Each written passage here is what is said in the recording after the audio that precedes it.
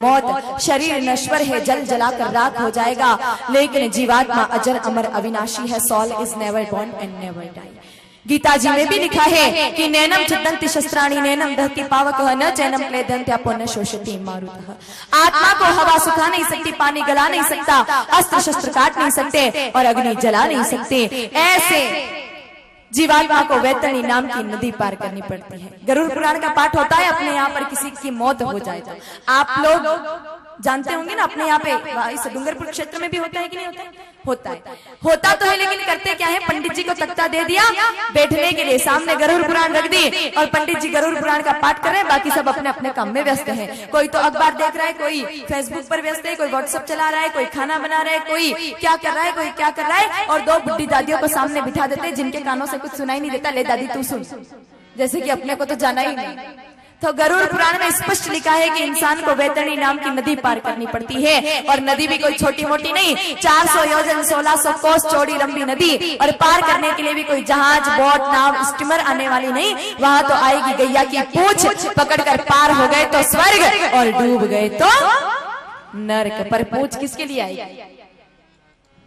जिसने जीवन भर गाय माता की मां मानकर सेवा की, कभी गाय माता को जानवर, एनिमल, डांडा, ढोर, पशु शब्द से नहीं पुकारा, 4 थनों का दूध नहीं निचोड़ा, और बुढ़ापे में किसी कसाई को नहीं बेचा, सड़कों पर सुना डोलने के लिए नहीं छोड़ा, उनके लिए तो आएगी पूंछ। ऐसे व्यक्तियों को चिंता करने की आवश्यकता है नहीं, लेकिन जिसने गाय माता जी को डंडा मारा, उनको जानवर कहा, 4 थनों का दूध निचोड़ा, भैंसों का जूठा पानी पिलाया और दूध देना बंद जब कर दिया मैया ने, तब या तो सड़कों पर हमेशा सोना डोलने के लिए छोड़ दिया, या फिर 1500 1000 लालच में किसी कसाई को बेच दिया। उसके लिए कोई पूंछ आने वाली नहीं, उसको तो डूब के ही मरना है। और शास्त्रों की भाषा समझ में नहीं आवे ना, तो अंत में मैं देसी भाषा में समझा दूं आपको। आज कथा सुनने के बाद आप घर पे जाना, बीच रास्ते में आपको कोई गाय माता जी मिल जाए, उनके पीठ पर हाथ घुमाना। जैसे जैसे आप गाय माता जी के पीठ पर हाथ घुमाओगे, धीरे धीरे वो गैया मैया अपनी पूंछ ऊपर उठाती है कि नहीं उठाती?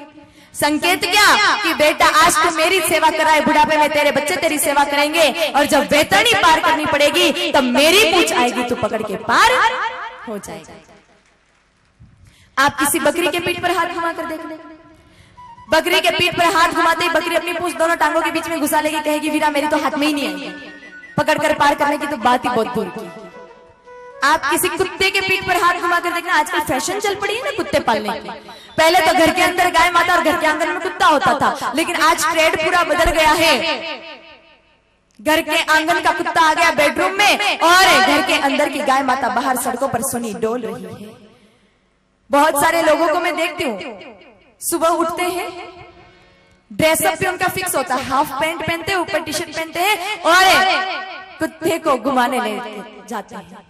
पूछो भाई साहब कहाँ जा रहे हो?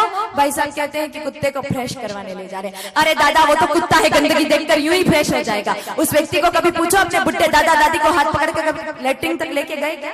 कुत्ते को फ्रेश करवा रहे हैं, और फिर बेडरूम में कुत्ते को गोद में सुलाते हैं और उसको मेरा पिल्लू बेटा, टिल्लू बेटा, न जाने कुत्ते को कौन कौन से बेटे बना देते हैं।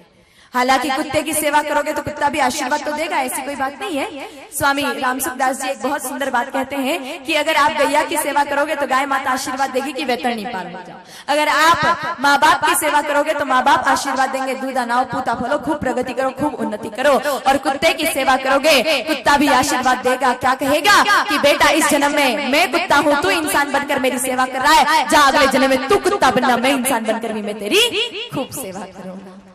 तो कुत्ते के पीठ पर हाथ घुमाना, कुत्ता तुरंत अपनी पूंछ ऐसे ऐसे ऐसे ऐसे करके हिलाता है कि नहीं हिलाता है? संकेत क्या कि मेरी पूंछ तो कभी नहीं आएगी, कभी नहीं आएगी, कभी नहीं आएगी और कभी नहीं आएगी। आप कहोगे फिर भी कोई टेंशन नहीं है, हमारे घर पर तो मस्त मोटी ताजी तगड़ी भैंसें बंधी है, ऐसी सेवा करते हैं। मेरी माताएं भले ही खुद 3 दिन में एक बार नहीं नहाती हो, पर भैंसों को तो 1 दिन में 3 बार नहीं नहाती है, रगड़ रगड़ के। और ऐसी चिकनी चिकनी भैंसें, और मक्खी बैठे तो सीधा फिसल के नीचे आ जाए।